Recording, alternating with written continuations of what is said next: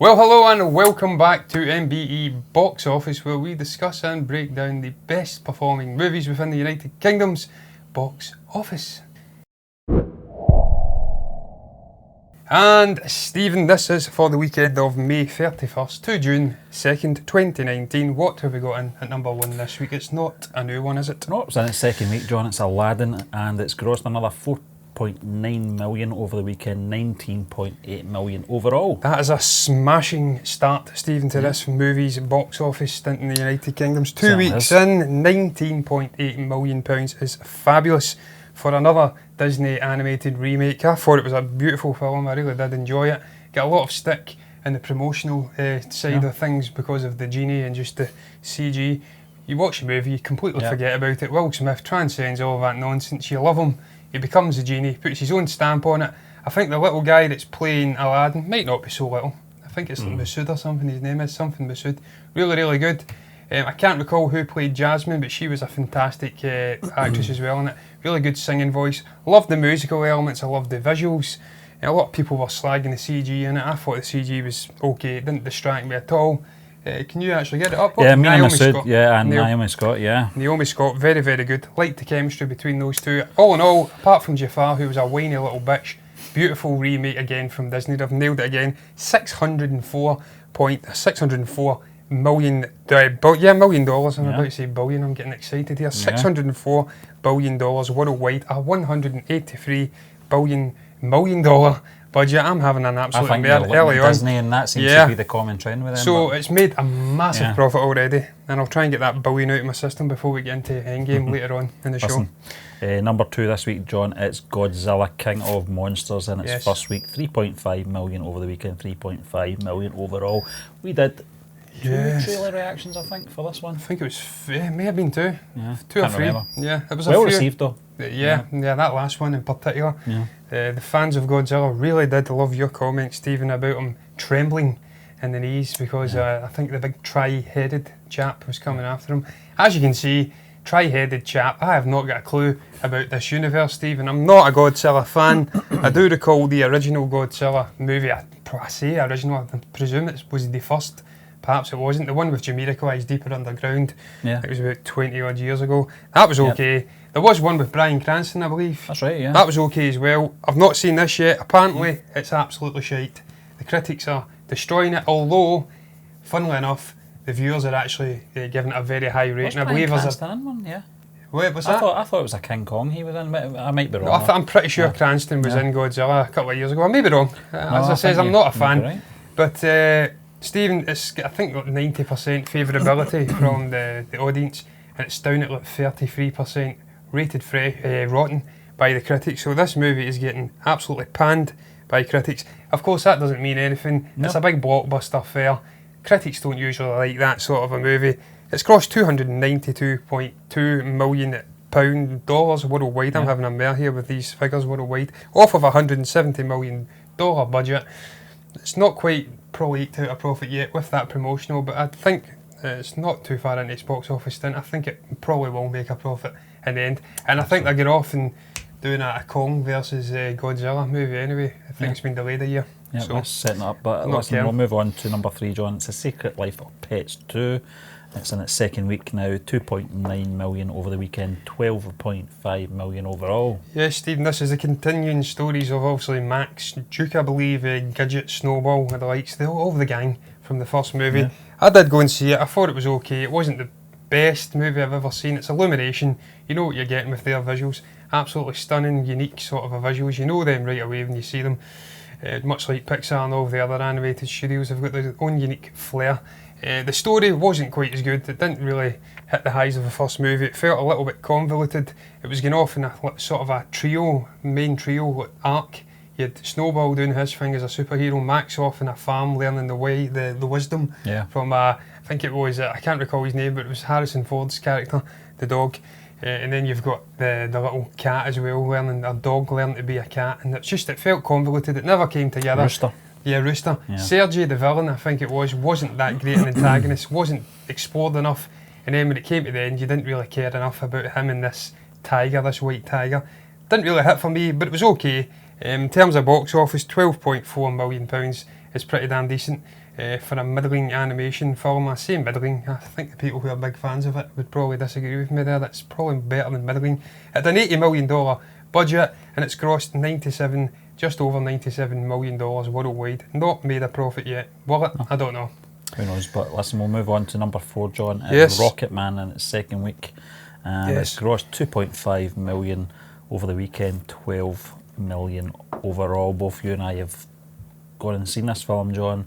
I know we're going to talk more about it in depth as the in the blog rundown as the weeks roll on. Yeah. But one of the things that I did take out of it was an out and out musical. When it was first announced this film was going to be made, I did think it might go down the same road as Bohemian Rhapsody, more biographical. What's the word? Biographical. Biographical, that's the word. Close enough. But listen, I loved it. I've got to say, I loved it. Taron Egerton, as well as playing Elton John, Reg Dwight. Is that his right name? Reg Dwight, yeah. Reg Dwight, yeah. I think so. I asked you that the other day. Yeah, I totally forgot there. I was just saying as Elton. Yeah, Elton exactly. That's John. But listen, there's a few little niggles in there that some things that weren't true, but it's kind of fantasy musical, and I thought I think they covered probably most of his hits as well. I can't think of any that they didn't really include, apart from maybe the Lion King stuff. Yeah. That was a little bit later on in his career, going into the 90s. This was centred around a section of his life, and it covered that section very well. Great cast as well. I loved the way they used the music throughout. Used the actors, not just Elton John singing the songs. All the other actors were all involved in certain bits. What was that song?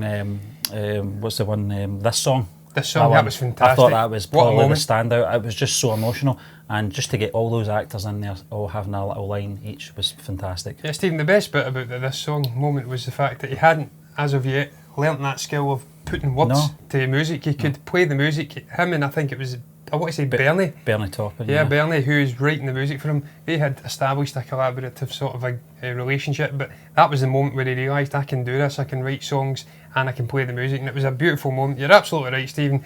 Out and out musical, unashamed to say that it's an out and out musical. It did have a fantastical elements to it, which I really did enjoy. There was certain moments, that moment where he falls in the pool is probably the standout, and that is just utter out and out fantasy, and it just added to the drug addled moments because he was out his head in drugs and drink. That was probably the best thing about it, Stephen. Fletcher also stepped in, Dexter Fletcher, and took over Bohemian Rhapsody. How much he did, I don't know, but they never really touched upon it. It was all superficial with Freddie Mercury. This one really did get in, didn't shy away from showing how fragile this guy was. Just some of the depraved acts that he'd get up to. He says at one moment to his mother, I think I've fired into everything in 2 legs, and he says, I'm proud and I'm happy about it. Just went right into the darker recess. He showed you the greater moments through the celebration of his music. I really enjoyed it. I loved the musical elements, I loved the visuals. Thought it was fantastic. Richard Madden as well, getting in there singing. That's something I never realised he could do. Taron, he can sing. He was absolutely superb. I think it was a better performance than Rami Malek, I have to say, and I think he should be getting an Oscar nomination at the end of the year. We talked about that, John, after the film. I think this will be in amongst the nominations, John, for different categories, because I think it's just one of those films that has been well made in all levels, technical, visually, and obviously for the sound. The performance from Taron Egerton, as I said, was absolutely outstanding. Just going back to something, $101 million worldwide. That's amazing, John. It's already made a profit nearly. That comment you made about Dexter Fletcher, how much involved he was with Bohemian Rhapsody. I don't want to get into this too much because we will be talking about it in a few weeks' time. Philip Henry, our writer, did write a review for this on the blog on movieburnerentertainment.org. You can check that out. And he does make a good point about, after watching this film, just how much did Bryan Singer have been involved with Bohemian Rhapsody. He's actually turned it around.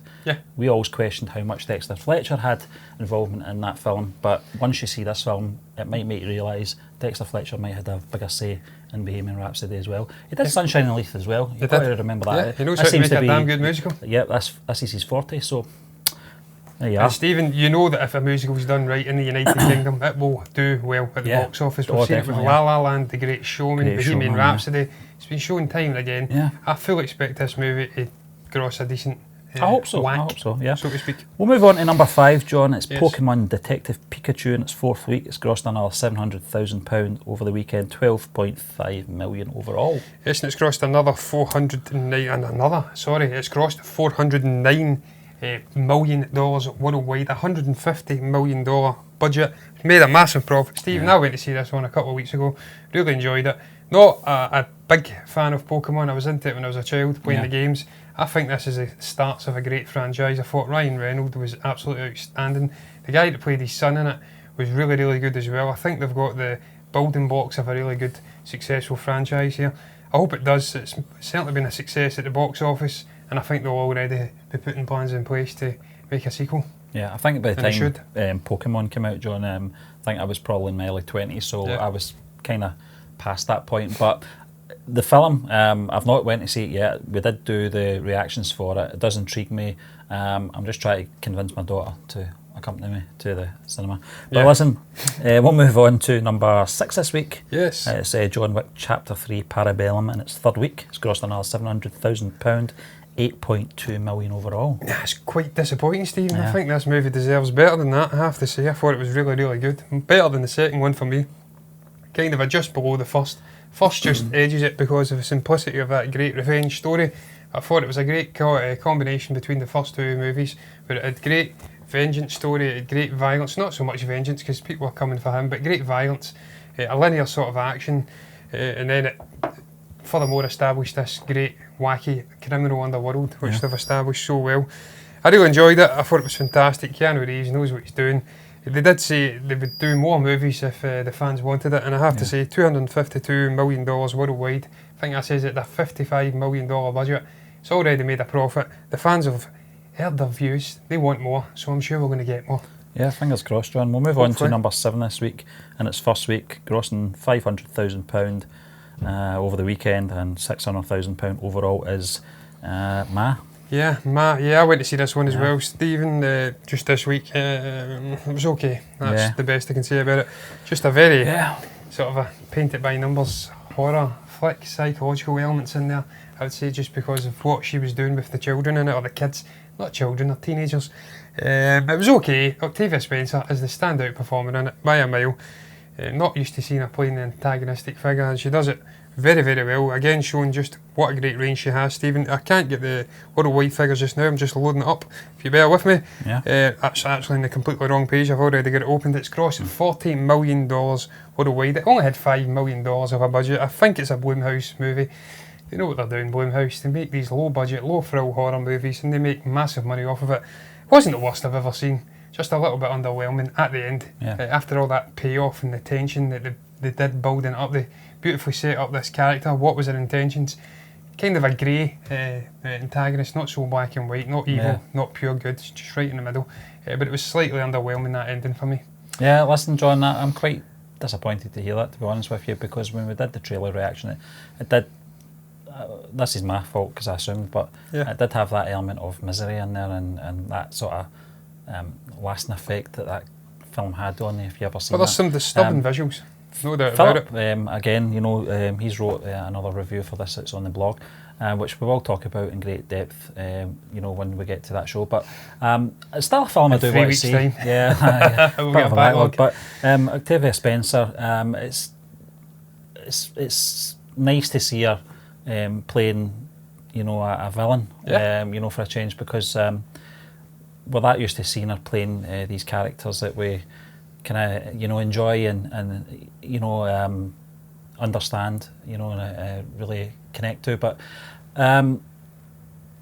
it's nice to see that side of it. It shows you her range as well. Yeah, stepping outside her comfort zone as well, which you need to do. That was one of the main things why I wanted to see this film. It was purely on her, you know, just because I enjoy her performances. But listen, I'll still give it a bash. But I do think I'll be getting into it with a different perspective now that you've obviously said it is slightly subjective as well, Stephen. Listen, we'll see how it goes, and I'll let you know how, you know, what my experience was of the film as well, John, when I go and see it. Hopefully it's still in there next week. Certainly deserves to earn money. I think it might hang about there for another 2 weeks or so. Number 8 this week is Avengers Endgame in its 6th week. It feels a lot longer than Certainly seems a lot longer, a long time ago since we went to see this film in its first week opening, John. But yes, it's grossed another £500,000 over the weekend. It's starting to, you can see the dip now, and overall 89.3 million overall. Yes, Stephen, I'm kind of feeling vindicated here, because I think it was about 3 weeks ago I says it would struggle to top Spectre at that number 2 spot in the all-time UK grossing list. I think Spectre is still sitting at roughly about £94 million overall. I think it is going to struggle to top number 2. I was right. I should have had more confidence in my prediction. It says it may beat it, but I don't think it is going to beat it now, Stephen. I think it's dipping off. It looks like it might not even last up until Spider-Man Far From Home, which is a shame, because I think we've seen that prior. In the prior years, we've seen Black Panther been in at the same time as Infinity War. We've seen Captain Marvel floating around at around the similar time to Endgame. But there's so many blockbuster movies coming out, and maybe I'm being harsh on it. It's done so well worldwide. $2.73 billion worldwide, a $356 million budget. This is a gargantuan success. Sadly though, it looks like it isn't going to catch Avatar. It's just 50-60 Well, I think the drop in numbers in short. Asia is sort of the telling sign, John. Well, I think when you see that happening, you know it's probably not going to overtake Avatar now. But we say, should they re-release for an Oscar push at the end of the year and try and eke out that extra 60 million to top Avatar? Well, I would. Well, if it's good enough for Avatar and the likes of Titanic, then why not? Yeah, it's James Cameron's party trick. So hopefully Disney and the Russo brothers pull it out of the sleeve or the hat. We'll see. But we'll move on to number 9 this week, John, and it's third week. It's the mighty Pups. It's grossed another £100,000 over the weekend, 1.2 million overall. I'm quite surprised this film's still in there, and I don't mean that in any sort of negative way or anything like that. But you know what you're getting. It's a Paw Patrol sort of spin-off, I think. I think the running time of this as well surprised me. It was going to have a cinematic release, 44 minutes, very short. I've actually sat in some cinemas for 44 minutes just watching trailers and adverts before the actual film. It could be the case that there's more trails in this film in this release. It could be, John. Stephen, I says to you, I think it's just a couple of episodes. I believe this is probably a TV show. A couple of episodes pinned together like and Thomas, then sent out for a cash grab. Thomas the tank engine goes around the world or something, and we slagged that off. On tracks. Yeah. How can he get around the world when he's a tank? Or an engine, a train? He could go around Europe, I suppose. He'd got the Channel Tunnel, but... Yeah, I suppose so, but he would hit a roadblock eventually, and then he'd have to rely on perhaps a ferry or something. Rail block, Yeah, rail block. Stephen, I've not got much to add to this movie. It's not got a worldwide release. It's only grossed 1.1 million. No, it's 1.1 million pounds. You're shocked. Can't believe that. Yeah. I actually can't believe it's still there. But when you look at the competition, there's not much apart from perhaps Tolkien, which is sitting way down at number 18, and it's just grossed £300,000 more, £500,000 more. I thought that's a travesty. I thought it would have done a lot better, John. Not much especially in this country, you know. Yeah, exactly. Tolkien himself, a man from the Great Britain. Great Britain. Yeah. I don't know what I'm on crack here. It's just ignore me. We'll move on to number 10 in that now, Stephen. It's the hustle, John. It's fourth week. It's cost £100,000 over the weekend, and it's 3.3 million overall. This is a film I do want to see. I keep saying this every week, you know. I think I've gave up on seeing it now, Stephen. I think I'm still going to go and see it, John. It might be one of these ones I have to pop along myself. Yeah. You know, maybe you'll be the only person in the theatre. Yeah, that suits me. Listen, I'll get something out of it. I do like Rebel Wilson, so why not? Yeah, and Anne Hathaway's in there as well, Stephen. It looked funny enough, I have to say. It did look funny enough. We reacted to a couple of trailers. It's grossed another it's grossed 3.2 overall in the United Kingdom. That's not great, I have to say. I think it's a universal release. It's only grossed $77.7 million worldwide. Yeah. That isn't great either. It must have had a reasonable budget. I mean, they have to pay Anne Hathaway, don't they? I don't know so much about Rebel Wilson, but somebody has to get their wages, and it's not going to be cheap getting Anne Hathaway in for a movie like this. So I think it's probably toiling to make a profit there. I think this so. is still liver at best. But look, that is going to end this week's MBE box office. What did you make of the various different positions in this week's box office? If you feel like you've got anything to say, you know what to do. You can comment below and let us know what your thoughts are. Like the video if you've enjoyed it, subscribe to the channel if you're enjoying the content, and we'll be back again tomorrow with MBE Heroes.